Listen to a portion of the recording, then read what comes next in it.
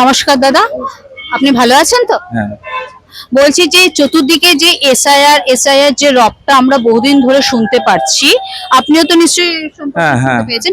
আচ্ছা, এই সম্পর্কে এসআইআর সম্পর্কে আপনার মতামতটা যদি একটু জানেন। দেখুন, এসআইআর সম্পর্কে আমার মতামত খুব মানে ভালো না। কেননা আমার ফ্যামিলির মধ্যে কিছু মানুষের নাম উঠেছে, আবার দু একজনের নাম প্রথমে অ্যাডজুডিকেশনে ছিল। তো আমরা অ্যাপিলেন্ট হিসেবে মানে অ্যাপ্লাই করেছিলাম, কিন্তু তারপরও 13টা যে ডকুমেন্ট ছিল তার মধ্যে পাসপোর্ট থাকা সত্ত্বেও আমার এক ভাইয়ের নাম ওঠেনি। সে অ্যাপ্লাই করেছে, কিন্তু এখনো তার তো ট্রাইব্যুনালে কোনো রকম, এটুকুই আমরা সাধারণ মানুষ, এর বেশি তো কিছু বুঝতে পারছি না। আমরা ভোট দিতে চাই, এটাই আমাদের কাম্য। জানি না এরপরে কি হয়। তো তাহলে কি আপনারা এই এসআইআর নিয়ে বলে যাও, তাহলে আর কি আপনারা আতঙ্কে রয়েছেন? না, এই কিছুটা তো আতঙ্কে আছে, কারণ আমার ধরুন নাম উঠে গেছে, কিন্তু ব্যাপারটা তো শুধু আমার না, এটা তো একটা সমগ্র পরিবারের ব্যাপার।